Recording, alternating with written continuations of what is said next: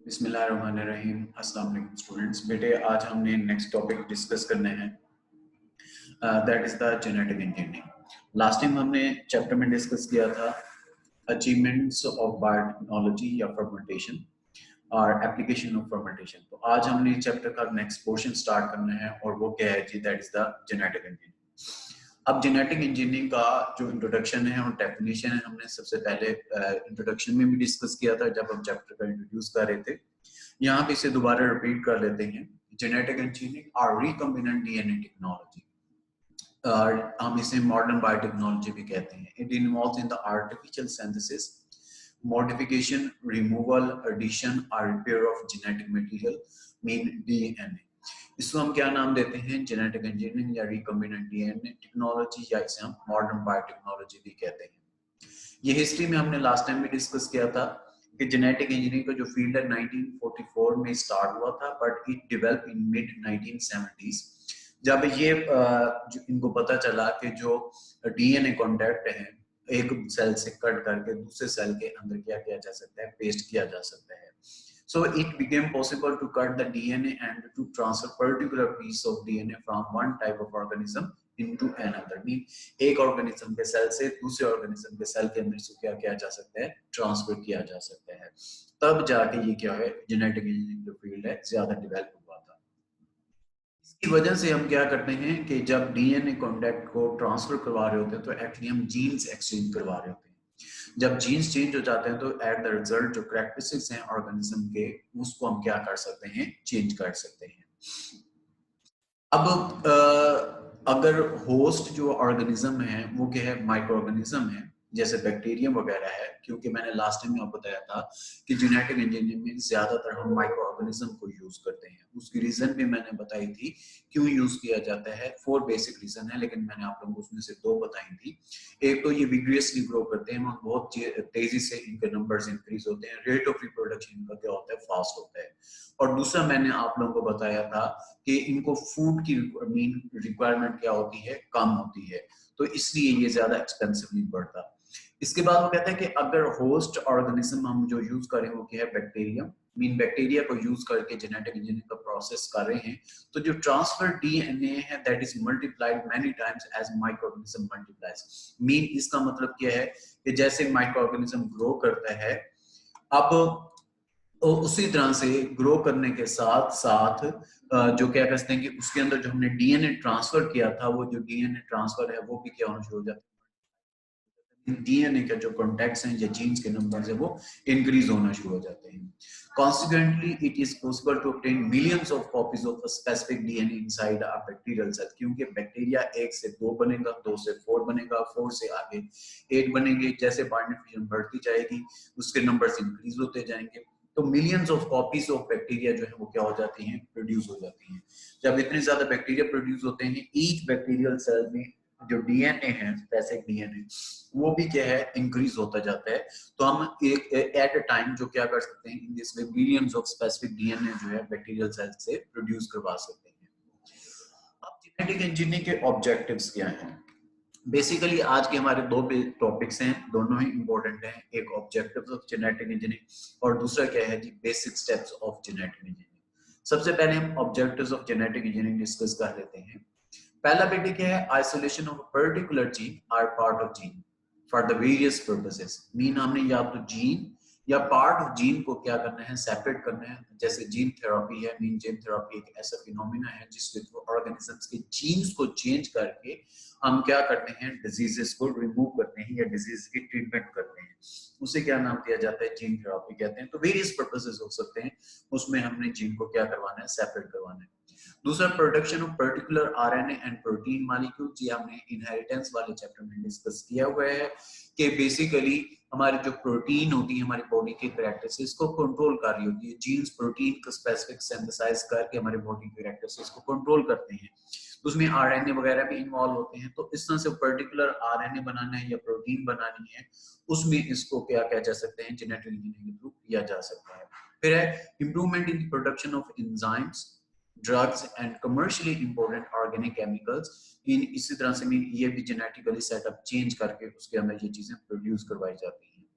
और है production of varieties of plants having particular desirable practices.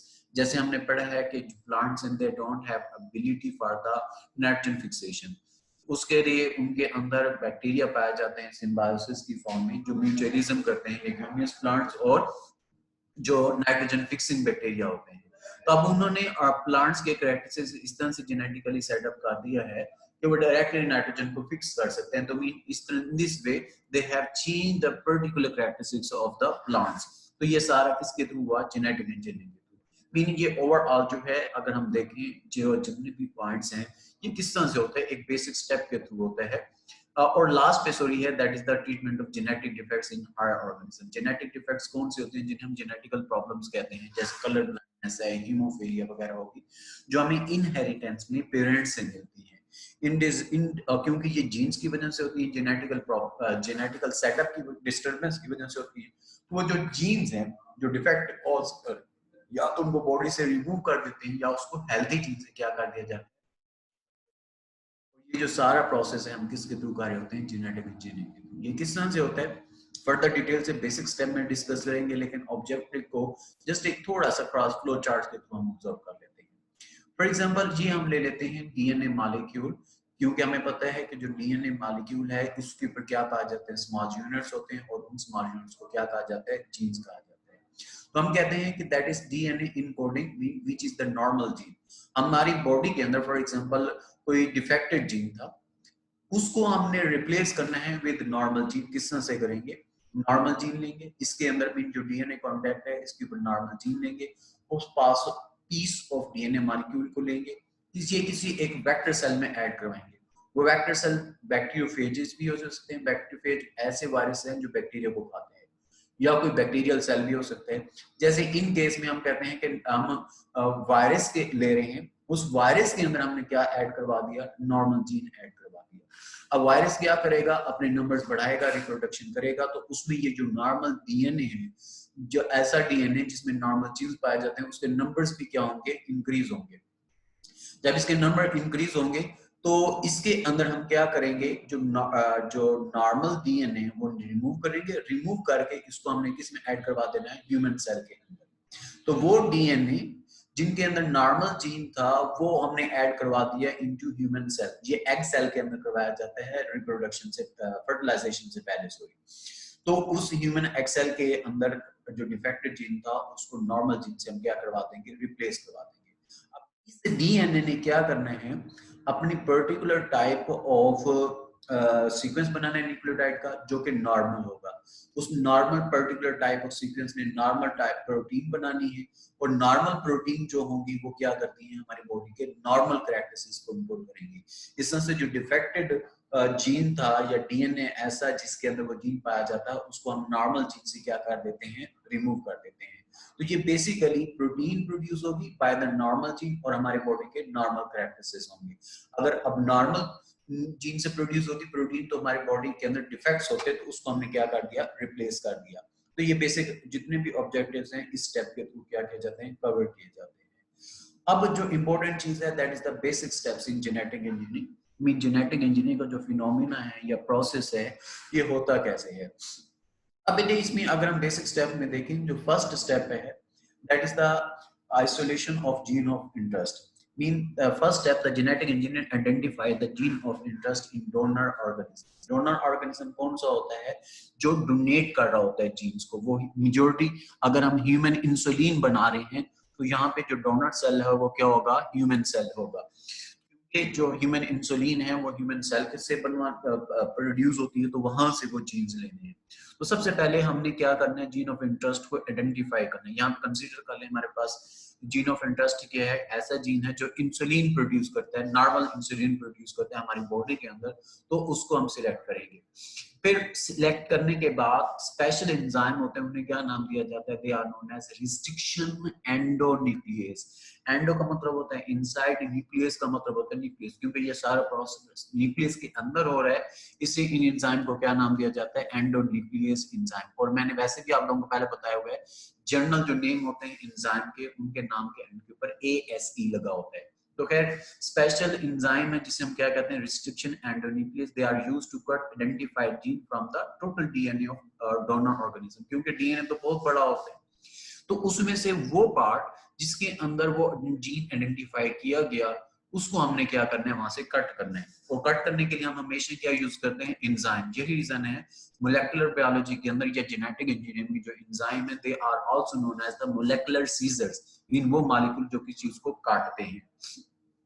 अब फॉर एग्जांपल ये कंसीडर कर लें हमारे पास क्या है जी डोनर और सेल है, और ये कौन सा है जी डोनर सेल, यहाँ पे हम ले लेते हैं ह्यूमन सेल, क्योंकि हमने ह्यूमन इंसुलिन बनानी है। इसमें क्या किया जाता है, हमें पता है कि जो डीएनए वो कहाँ पे पाया जाता है, that is found into the chromosomes. जी बेटे ये एंजाइम ऐड करवाए जाते हैं। अच्छा, तो इसमें बेटे क्या होता है कि जो ह्यूमन सेल है इसके अंदर हमने लेने हैं जीन वो जो कि क्या करता है इंसुलिन बनाता है। वो जीन हमें पता है किसमें पाया जाता है डीएनए में, और डीएनए किसमें पाया जाता है क्रोमोसोम्स के ऊपर, क्योंकि chromosomes are made up of DNA and protein. तो यहां से हमने ये क्या लेने हैं, अब ये कंसीडर कर लें पीस ऑफ डीएनए लिया था। अब इस पीस ऑफ डीएनए में हमने क्या करना है, वो पीस कट करना है जहां पे जीन पाया जाता है। तो इसके लिए हम क्या करेंगे, पीस ऑफ क्रोमोसोम के ऊपर रिस्ट्रिक्शन एंडोन्यूक्लियस एंजाइम के थ्रू पीस को क्या करेंगे, कट करेंगे। यहाँ से इस पीस को हम क्या कह सकते हैं, ये वो पीस था जो ग्रीन कलर में हमारे पास शो हो रहा है, जिसके ऊपर क्या पाया जाता था, जीन ऑफ इंटरेस्ट। तो रिस्ट्रिक्शन एंडोन्यूक्लियस एंजाइम को यूज करवाते हुए इसको क्या कर लेंगे, यहाँ से कट कर लेंगे, और इन दिस वे जो और क्या कह सकते हैं कि जीन ऑफ इंटरेस्ट है वो क्या हो जाता है, दैट इज आइसोलेटेड। तो पहला जो स्टेप है वो क्या होता है, that is the isolation of gene of interest. इस प्रोसेस के थ्रू डोनर सेल से जीन ऑफ इंटरेस्ट को क्या करते हैं, सेपरेट करवा लेते हैं। फिर दूसरा जो बेटे स्टेप है, that is the insertion of gene into a vector. Vector क्या होता है, वो ऑर्गेनिज्म है जिसके थ्रू हमने क्या करना होता है, इस जीन ऑफ इंटरेस्ट को ऐड करवाना होता है इनटू द होस्ट सेल। हम क्या कहते हैं, वेक्टर सेल कहते हैं। A vector is selected for the transfer of isolated gene of interest into the host cell, क्योंकि डायरेक्टली हम होस्ट सेल में जीन ऑफ इंटरेस्ट नहीं ऐड करवा सकेंगे। उसके लिए हमें किसकी जरूरत होती है, वेक्टर की। जैसे हमारी बॉडी के अंदर, ब्लड के अंदर डेंगू वायरस डायरेक्टली एंटर नहीं हो सकता, उससे वेक्टर की जरूरत होती है, जैसे मॉस्किटो है। इसी तरह से प्लाज्मोडियम में डायरेक्टली एंटर नहीं हो सकता, उससे मॉस्किटो की जरूरत होती है, तो मॉस्किटो यहाँ पे वेक्टर का काम कर रहा है। इसलिए हमने जीन ऑफ इंटरेस्ट को जो आइसोलेटेड किया था उसको होस्ट सेल में ऐड करवाने हैं। मीन होस्ट सेल जहाँ पे माइक्रो ऑर्गेनिज्म होगा उसके अंदर ऐड करवाने, तो डायरेक्टली ऐड नहीं करवा सकते। इसके लिए हमें क्या करना पड़ता है, वेक्टर सिलेक्ट करना पड़ता है। और वेक्टर में be a plasmid which is a extra chromosomal DNA present in many bacteria, या वो क्या हो सकता है, बैक्टीरियोफेज भी हो सकता है। वो भी मैंने आपको बताया था कि वायरस की टाइप है जो बैक्टीरिया को खाते हैं, तो वो प्लाज्मिड भी हो सकता है जो कि बैक्टीरिया के अंदर पाया जाता है, क्रोमोसोमल डीएनए से मिलकर बना होता है, एक्स्ट्रा क्रोमोसोमल डीएनए होता है न्यूक्लियस के बाहर, और या बैक्टीरियोफेज हो सकता है। तो हमारा नेक्स्ट स्टेप यही होता है कि उस वेक्टर के अंदर हमें जीन ऑफ इंटरेस्ट को क्या करवाना है, ऐड करवाना है। So the gene of interest is attached with vector DNA by using endonuclease enzyme, जिसे हम breaking enzyme भी कहते हैं, and ligase enzyme जिसे हम क्या कहते हैं, joining enzyme। इसमें हम दो एंजाइम क्या कर रहे होते हैं, यूज कर रहे होते हैं। अब the vector DNA and attached DNA of interest are collectively known as recombinant DNA। फिर हम उसे क्या कहते हैं, recombinant DNA, और इसी वजह से जेनेटिक इंजीनियरिंग को क्या नाम दिया जाता है, recombinant DNA टेक्नोलॉजी कहा जाता है। जैसे फॉर एग्जाम्पल ये हम ले लेते हैं बैक्टीरियम, ठीक है, हमारे पास एक बैक्टीरियल सेल था। अब इसका अगर हम इंटरनल कंपोजिशन देखें, एक तो इसके अंदर क्या पाया जाता है, ये क्रोमोसोम्स है, ठीक है। हमने क्या लेना है, उसका एक्स्ट्रा क्रोमोसोमल डीएनए। तो यहाँ पे हमें रेड कलर के जो सर्कल्स नजर आ रहे हैं, ये बेसिकली क्या है, प्लाज्मिड्स हैं। प्लाज्मिड्स क्या होते हैं, जिनके अंदर एक्स्ट्रा क्रोमोसोमल डीएनए पाया जाता है। तो यहाँ से हमने क्या करना है, इस प्लाज्मिड, किसी एक प्लाज्मिड को यहाँ से लेंगे। अब इसको हमने क्या किया, सबसे पहले जो वेक्टर सेल था उसमें से प्लाज्मिड को सेपरेट कर दिया। बेसिकली यहाँ पे प्लाज्मिड हमारे लिए क्या होगा, वेक्टर होगा। प्लाज्मिड को आइसोलेट करेंगे, आइसोलेट करने के बाद हम प्लाज्मिड को क्या करेंगे, कट करेंगे, और इसके लिए हम क्या यूज कर रहे होते हैं, एंडोन्यूक्लियस एंजाइम। इसलिए हमने पीछे पढ़ा है कि जीन ऑफ इंटरेस्ट को इंसर्ट करवाने के लिए हम दो चीजें यूज कर रहे होते हैं, endonuclease enzyme mean separating enzyme या कट एंजाइम। एंडोन्यूक्लियस एंजाइम के थ्रू सबसे पहले जो प्लाज्मिड है इसको क्या किया जाएगा, कट किया जाएगा। फिर कट कर लिया, प्लाज्मिड कट हुआ, कट होने के बाद जो कटेड प्लाज्मिड था, इसमें हमने क्या करना है, जीन ऑफ इंटरेस्ट जो हमने आइसोलेट किया था वो इंसर्ट करवाना है। इंसर्ट करवाने के लिए हम क्या यूज करते हैं, यहाँ पे लिगेज एंजाइम यूज करते हैं। लिगेज क्या होता है, जॉइनिंग एंजाइम है जो जीन ऑफ इंटरेस्ट को किसमें ऐड करवा देगा, इनटू द कट प्लाज्मिड, जो ऐसा प्लाज्मिड जिसको ऑलरेडी हमने क्या कर दिया था, कट कर दिया था।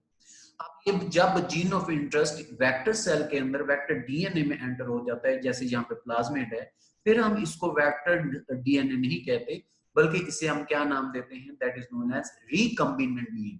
मीन जैसे ही जीन अटैच होगा विद वेक्टर डीएनए तो हम उसे क्या नाम दे देते हैं, that is known as recombinant DNA, mean recombined किया डीएनए के। तो पहला ये क्या आ गया, नेक्स्ट स्टेप आ गया। फिर उसके बाद बेटे जो रिकम्बिनेंट डीएनए, इसको अगला स्टेप क्या, हमने होस्ट सेल में एंटर करवाना है। अब recombinant DNA is transferred to the host cell, जो कि मेजॉरिटी क्या होते हैं, माइक्रो ऑर्गेनिज्म होते हैं। In this way host organism is transferred into genetically modified organism, mean हमने उसका जो जेनेटिकल सेटअप था वो हमने क्या करवा दिया, चेंज करवा दिया। जैसे जीन ऑफ इंटरेस्ट ऐड करवा देते हैं, जैसे इंसुलिन के बनाने के लिए हमारे पास यहाँ पे ले रहे हैं जीन ऑफ इंटरेस्ट, उसमें जीन ऑफ इंटरेस्ट इंसर्ट हो गया तो उसका जेनेटिकली सेटअप क्या हो गया, चेंज हो गया, क्योंकि हमने आर्टिफिशियल उसमें जीन्स। अब जैसे फॉर एग्जांपल ये हम ले लेते हैं होस्ट सेल, यहाँ पे होस्ट सेल क्या ले लेते हैं, बैक्टीरियम सेल ले लेते हैं, which have to take the recombinant DNA. और इसमें हम कैसे इंसर्ट करवाते हैं, ये हम ले लेते हैं, हमारे पास क्या है जी, that is the recombinant DNA. इस रिकम्बिनेंट डीएनए को क्या करना है, ट्रांसफर करना है इनटू द होस्ट सेल।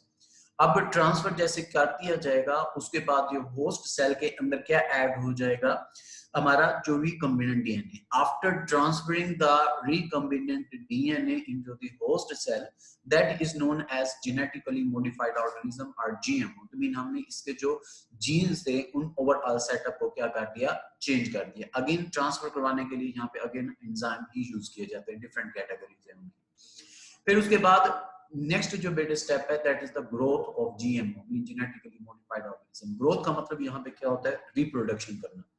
अब GMO are provided suitable culture medium for growth, mean उनके जो न्यूट्रिएंट्स हैं, पीएच है, ऑप्टिमम टेम्परेचर है, ये सारी चीजें प्रोवाइड की जाती हैं।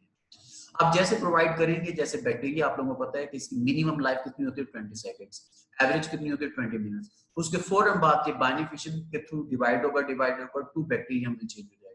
एक बैक्टीरियम जब 2 बैक्टीरिया बनाएगा तो उसमें जो जीन ऑफ इंटरेस्ट है वो भी क्या होता जाएगा, डिवाइड होकर उसके नंबर्स बढ़ना शुरू हो जाएंगे। सो तो जब इसकी ग्रोथ होती है उसके साथ जीन ऑफ इंटरेस्ट भी ग्रो कर रहे हैं, मीन नंबर्स बढ़ रहे हैं। So it give as much copies of gene of interest as needed. अब फॉर एग्जांपल जहां पे ले लेते हैं, ये जीएमओ था, जेनेटिकली मॉडिफाइड ऑर्गेनिज्म, इसमें रिप्रोडक्शन होगी। रिप्रोडक्शन से सबसे पहले ये 2 सेल्स बनाएगा, फिर ईच डॉटर सेल के अंदर फर्दर क्या होगी, रिप्रोडक्शन होगी, वो आगे जाके 2 सेल्स बना देगा, फिर ईच के अंदर रिप्रोडक्शन होगी, वो आगे बना देगा। इस तरह से नंबर जो है इनके मिलियंस जो है नंबर्स प्रोड्यूस हो जाएंगे शॉर्ट टाइम के अंदर।